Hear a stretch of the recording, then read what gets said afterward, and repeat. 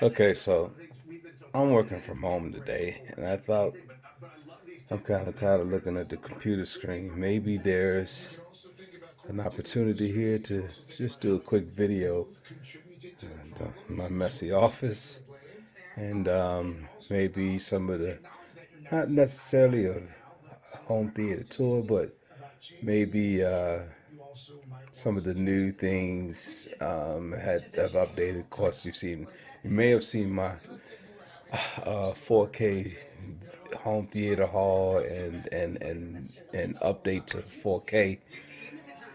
Some of the challenges I've had with that, and getting that together. This is our dog Lucy. She's not my dog. She's my wife's dog, but she sits with me when I work from home. So let's go in to the theater. Oh, so these things, my old light strip that used to be there, I had to take it down because it was in the way of the projector, the new projector, and the other old light that I wanted to replace this light with, but that didn't work either. So there's no light there at all now. Today's show's running, so out of my office into the hall. There's a bathroom there, my movies, and the few video posters are going up and down the stairs. I like the small framed 12 by 18 size frames for the videos here, and for this, and then the larger 27, 36, whatever, full size for that. So one of the things I did was, because I took that light rail down, which used to be in the center there in front of where the projector is, which you really can't see because it's black on black. But I removed that because it was in the way of the projector, and now there's no light there at all. And because those lights were hue lights that were colored, and these lamps were white, I swapped them out and put two of them here, and one other one is in my office lamp here.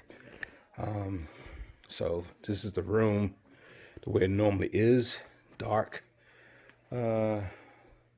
Computer. Set basement lights to white. Set basement lights to 100%. Computer. Set basement lights to 100%. Okay, a little brighter. All right, good. So, you see there was a little turn. So I had all of the colored, the hue lights that color set to red. You'll still see the bloom there and the bloom there are still red. And the basement light strips, these are the names I call them, are red there. So let's see. First thing first. So here's the old receiver, an Onkyo, and the old projector, ViewSonic 1080p. And there's actually another projector here that I had, that is the one I had before the Pro, which is another ViewSonic. Get it out the bag. Okay, and that ViewSonic is a 720p. And I had that one, that was the original, the very first projector I bought for this room. And you'll see that incrementally got bigger as we went along from there to there. And then this is you can't see it really, but this is the Sony, you can see there. That's the Sony 295 ES. I never really thought I would get one because it's so expensive. And I was able to get this one as an open box, like I said in my previous video. And it's basically brand new. It's great. And I'm really excited to have it. Okay, so a lot of challenges went along with that. But these are for sale. Anybody interested, hey, shoot me a line or whatever, comment. But basically, it's kind of shame because I never really get rid of anything. I probably would use it in another room or another place at another time. And I still may, I don't know. But for now, it's sitting on the air hockey table. So let's see. These were old Sonys here. They were sitting in a corner Matter of fact, they were sitting over there, that corner, just taking up space. And I decided to tie them in. They don't have an individual channel. I'm actually slaving off of this rear surround here and just really dubbing it. I know it's going to mess up the time signature and all of that and the delay, but when I listen to music, it is really quite great on multi-channel instead of stereo, and I'm completely surrounded with music from the front to the back, and it's just great. I like it. I don't know how much benefit it does for movies. I think for mostly scary movies, when you got things creeping from behind, it's really spooky. So that's the Sony's. So I've decided I'm trying to use everything I have. I still got these extra two Onkyo speakers that are just sitting there. They're not connected to anything, but I'm thinking about maybe just tying them into some Atmos speakers, maybe until I get some Atmos speakers. More on that. All right. So,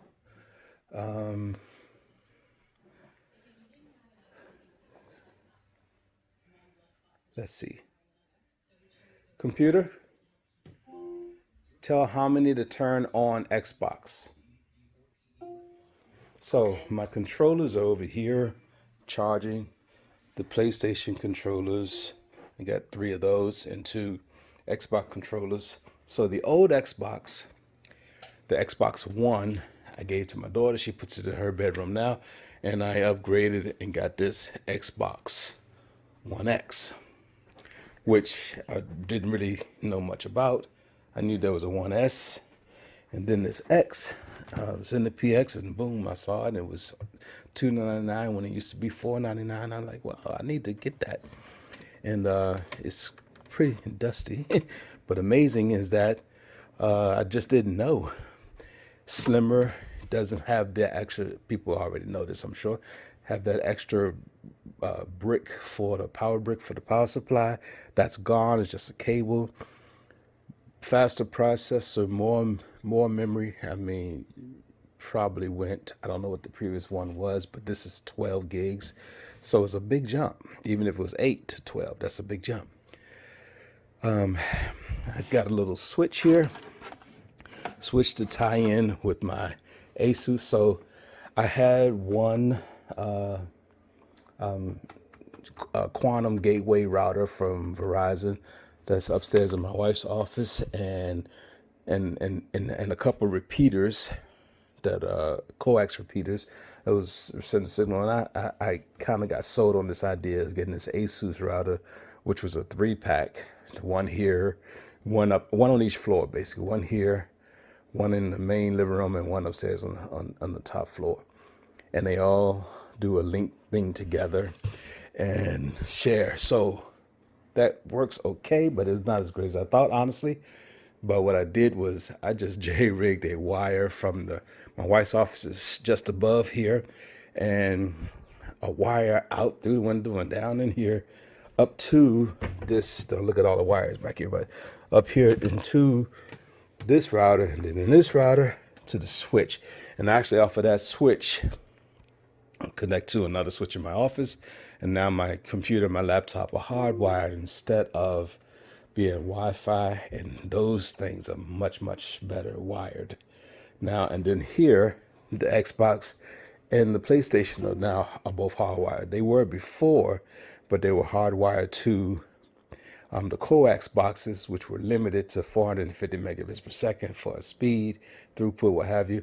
But connected to this, they're getting the full gig that I'm paying for the Verizon gig, because it's hardwired into this and hardwired to the switch, and then the switch, everything's hardwired.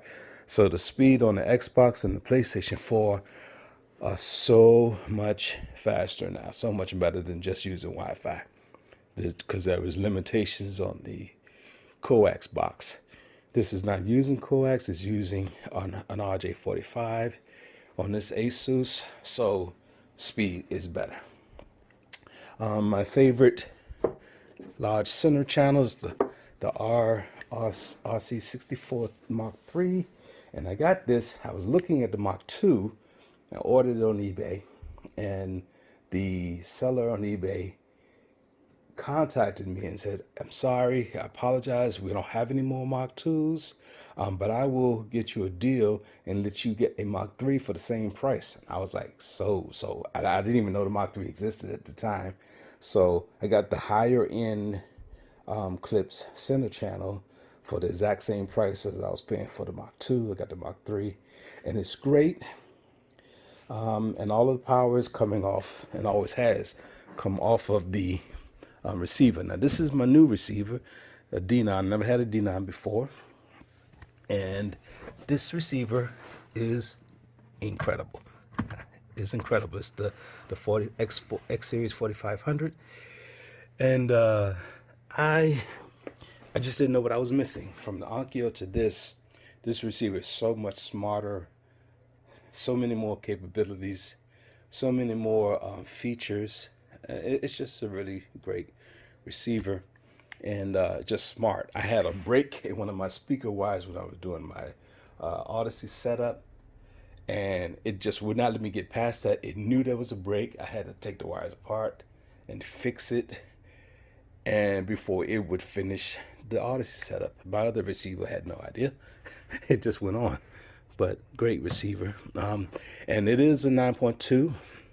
I can do 11 channels, but I have to have an app. So in the future, I've already pre-wired for the last 2 channels of Atmos. In the ceiling, the speaker's already there. The wire's already there. I just need 2 more speakers for Atmos and another 2-channel amp. I'm leaning toward maybe getting a 5 or 7 channel amp to power everything for separates, which I've never done before. And I like that idea, to get some full power for my La Scalas. You know, and I know they don't need a lot of power because they're very efficient at 104 decibels in the sensitivity. So, and I've seen some of your comments, doesn't need a lot of power. I had a pop-up yesterday on eBay for a 2-channel, I forget what it's called, AX2000 Pro Technical Pro amp. Really cheap. It was like $199, and it was something for $85. I was very tempted to just buy it and get a couple of cheap mica speakers off of Amazon and be done.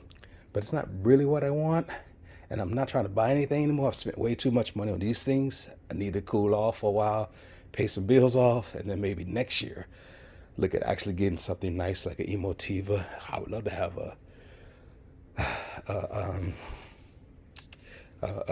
what's it called, Mac, something I can't afford. If I can't even say the word, I know I can't afford it. But at any rate, love my La Scalas, love these clips. It's in the channel. This is my front stage, my LCR. It works great. I've got everything at an axis that works just about right. Very few reflections, because the reflections hit the furniture instead of the wall. In my premier seat in the middle, this is what I see. It works. You know, everything's centered here.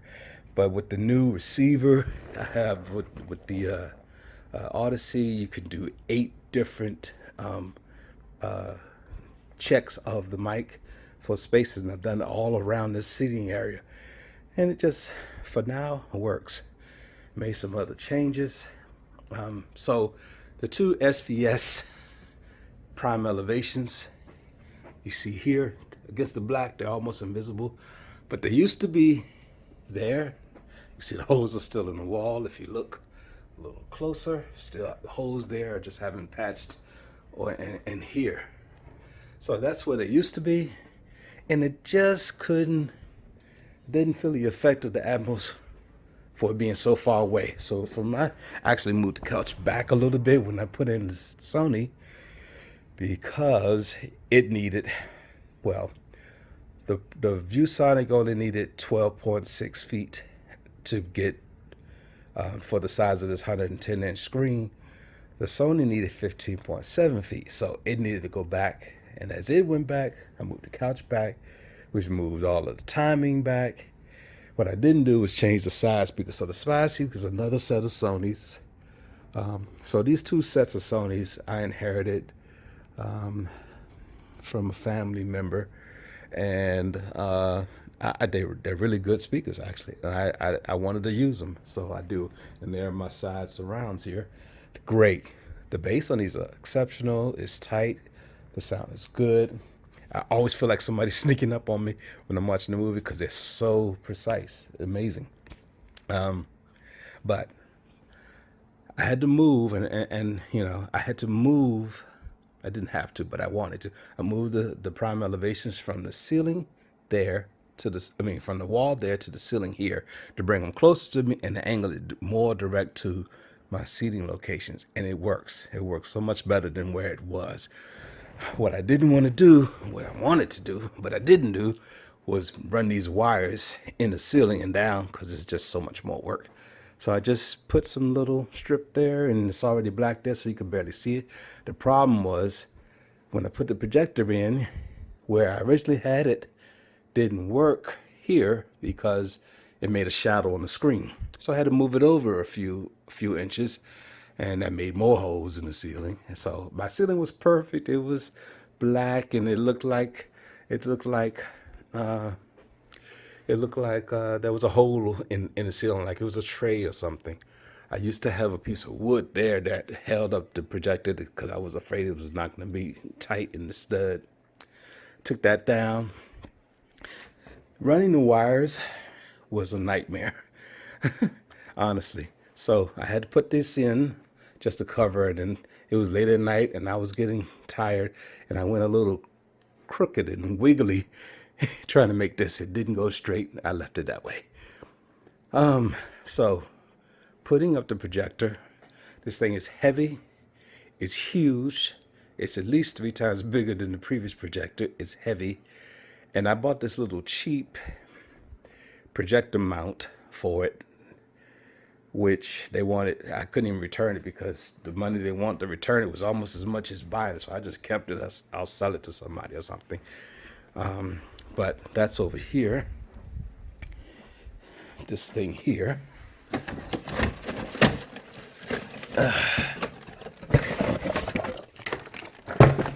So I saw some videos on it too before I bought it, but yeah, I mean, for one of the lighter projectors, the ViewSonics, it would be okay. But for this projector, I said, no, I better not do that. So this cheetah projector mount, and it's still packaged, not used. I'll sell that at some point too. But after getting it, first problem was it was too long because this projector is huge and it hangs down low. I needed to get it as close to the ceiling as possible. So I went to Best Buy and I bought this very expensive mount, Samus, I think it was. And it comes with a little short one, which is what I'm using here. And it comes with a longer, maybe 6 or 8 inch pipe that twists into this and supports it, suspends it. The first thing went wrong with that is that when I was just trying to dry fit it, test it, and it got stuck and I couldn't get it off. And I was really upset because my wife uses this space here to do walking videos and exercise videos. And even though she's not very tall, her hands up in the air could still touch this. So it needed to be as flush as possible. Trial and error. Finally got that longer pipe off and put the shorter one back on. I was so thankful, praise God and everything. I'm just excited. Got it back to the smallest point and mounted this on the stud. So my the joists go left to right here on this. So I made lines that there was a line, and you may not be able to see it, but right there is where 15.7 is. And there's no joist there to support this. And you have to have a joist, a piece of wood, to screw that base in for this to work. It just was a little bit back from that. And since the lens does shift and it's motorized, I said, well, I have to do what I got to do.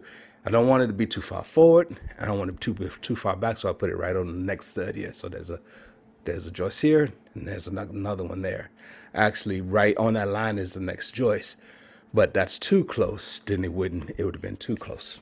It is what it is. was able to balance this thing and set it up. And you'll see here, you got a sensor here for the remote, and there's also a sensor on the front for the remote. There's one front, one rear. I can't see it. Is that it? I think that's it up there. Okay. At any rate, it works.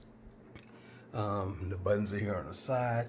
You've guys seen videos about the projector. All right. Then the next challenge was when I had it here just testing, dry fitting the connections. I originally had an electrician come in here and run the HDMI cables all the way from here, put in this outlet, run the cable all the way through there, and then drop down here in the back of the entertainment center to have an HDMI in the ceiling. Well, it's a 4K with a 4K signal. That signal is faster, and it's a bigger data hog than other previous HDMI cable versions. So I bought this nice cable, tried it out. It would fail. It would only work in standard mode, wouldn't work in enhanced. So 4K wasn't possible. So I got this 4K projector with a 4K receiver and a 4K Xbox that I use for my disc or any other 4K content. And it didn't work. So I had to buy another HDMI cable. I got fiber, very nice, very thin. Got it on Amazon. I didn't get a very super expensive one, but I got a decent cable. It's thin, small, tight, which is great because the pathway for the hose running through these joists that are going this way and cutting the hole through that the electrician did wasn't a very big hole. Had to be able to fit the head of that through there all the way through the wall and back down. And that was a challenge. But so had to pull out the old cable. I was afraid it was going to break or disconnect. Long story short, it got stuck halfway through. And I'm pulling and pulling. Then I pulled down the screen, and well, even before that, it got stuck. So me and my infinite wisdom saying, I can't abide by this. I got to get this finished. I cut out, you can maybe not tell it, I cut out a space in the ceiling, and I'm not a plasterer, and this looks terrible right now. My ceiling was perfect, and I got space from where I took down the wood, and then a cutout for the drywall, and it was a mess. And then I cut it out, this big old hole, and then it wasn't stuck here. It was way back here. So I cut out another hole. Now I got this other nasty plaster looking thing I'm gonna have to get fixed again at some point, and it wasn't there. Then I took the screen down, and lo and behold, there was a cutout that the electrician left for me about 4 or 5 years ago that I'd forgotten about, just for this purpose if I want to change the cable out in the future. I completely forgot it was there. I didn't have to do any of these cuts at all. Why? Because it was stuck right there at that point. And I'm not going to pull the screen down to show you, but it was screwed in. All you had to do is unscrew it, boom, take it out, and it was stuck right at that point. Once I realized that, pull it out, cable came out, put the new cable in. But here's the problem. The new cable, the fiber cable, is directional. It has a source and it has a display. What did I do? I ran it in backwards. So now the source was there and the display was here. Had to pull the cable out again for the second time, revert it back in, and then so long story short, it took about 3 times for me to get this cable in the right direction, not get it stuck, because it did get stuck the second time. And that was because I didn't tape it right. I didn't tape it so that it wouldn't move. I taped it incorrectly, long story short. Ran it the third time, and now it's in. It works great. So flabbergasted. But the good thing I did do, so it comes out here. What I did do is I pre-wired my speaker cable for the 2 Atmos speakers that I'm going to eventually put up at some point. So I did that, and that is along here, and it's actually ran all the way down here, and it's sitting in the ceiling here, just waiting. So at some point, I want to put a Atmos here and one there, just over the seating area. I don't know, either something cheap or something nice. I don't know. I don't really think it matters. You spend $50 for a pair of speakers or $500 for a pair of speakers. It's still a pair of speakers. It's Atmos. You know, I even thought about the idea of getting another pair of SVS Prime Elevations and just having a match set. But honestly, I don't know that it matters because it's not that much Atmos signals that are being, you know, sent through speakers through the system that often to justify spending another, $250 for speakers. So the light used to be here, and I just got a black plate on it to cover over it. At some point, I'm going to get all of these damages from the ceiling fixed, repaint this, and it'll all go back. What I would love is to have some clouds in here. When I say cloud, acoustic clouds, and maybe even a diffuser right over the seating area in the ceiling, and a diffuser in the back wall here just to make the sound more bigger and more wide.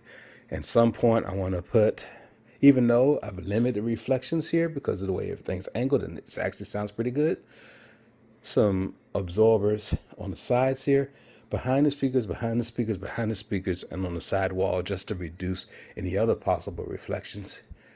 I was thinking of putting some just above the screen when the speakers, the elevations were on the back wall, but now that they're here, don't need it as much. At some point, those wires that are on the ceiling, I want to run those into the ceiling as well and then down so that they're not visible at all. In the future, sometime. This is all, like I said, an evolution. At some point, it'll be just the way I want it, and then it'll be time to move. So the other wires. So the wires here's that HDMI cable, really thin, and here's the power cable. They're up here, and because the previous projector used to be here, it was just a short run. Now it's a couple of feet. I may just push this back in here and do a cutout here and make a run out here just to hide this set of cables as well. But the same problem exists, is that the joists run that way. And in order to get those where they need to be, I have to cut through the joists to run this cable. And that's problematic. So at some point, I'll get someone who knows what they're doing to do it right. But for now, this is what has to happen. And they're black on black, just the white little tie down to hold together. And I tried to spray paint a couple up here and there, but then you have black spray paint. It starts to get messy. In the dark, it doesn't matter. But like at this moment here, you can see in this image, you can see, boom, it looks a mess. But it works great. So one other thing, I had the old Harmony remote. Now I moved up to this Elite, and it's great.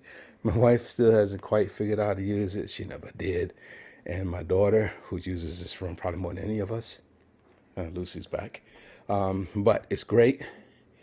It works with Alexa. This was a trial and error thing. It just didn't want to work at first. I kept trying and trying, but eventually, and basically, it works. It works with Alexa. It works on its own, and trial and error with that. I don't know what to say. But the great thing is, with the setup on the Xbox, you set up your power start with the Xbox, and you tell it to talk to the Denon, you tell it to talk to the Sony, and that works. Now, my wife used to have to talk to the Alexa device and turn things on.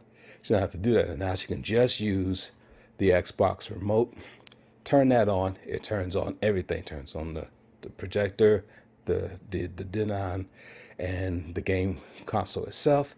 You turn off the controller, hard push, go turn off the console.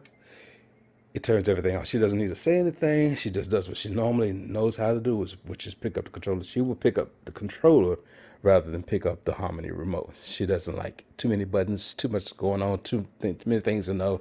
She just picks up her Xbox controller, turns it on, it turns everything on. The projector now is flashing that green light, saying that it's cooling itself down. Once it cools itself down, it will then, turn off. And that's all you have to do. So her hands are free. She doesn't know, all she has to do is turn on the Xbox or turn the Xbox off, and she's done. So, it's great. I don't have to hear any complaints about I can't get this stuff to work. and that's that. All right, so that's pretty much it. Computer, set basement lights to blue.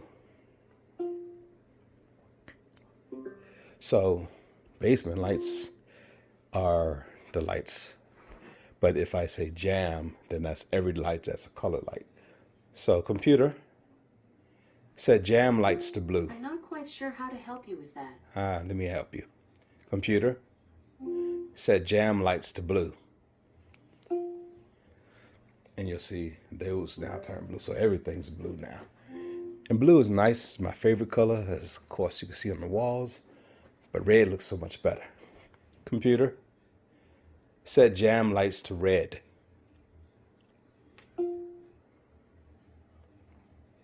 Computer, set jam lights to red. Okay. All right, so that's it. I don't think there's anything else. Oh, other than the Sony's here.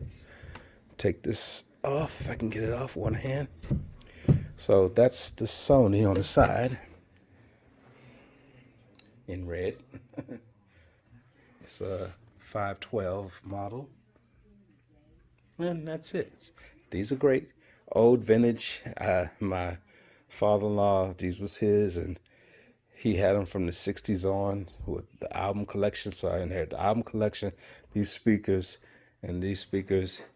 And the old Onkyo had an Onkyo box set, 7.1 speaker set, which this sub, I think, came with it. It's an Onkyo. And I bought additional Onkyo so I could have dual subs. And then I got hooked on the SVS, ended up getting the SVSs there, the 2000s. Now I have a 2000 Pro. I cannot keep up. But you know what? These 2000s are great. I don't need a PV16. I don't know how you have a PV16 in your house, because these shake everything. I can't imagine having a PV16. It's way too much. Okay. So that's my update. I feel like I'm missing something, but I think that's it. All right, so hey, great, thank you. Going back to work now. When you come home, you've had a hard day at work, and you walk in the door, and she just looks at you like you are sunshine. It's Doggy.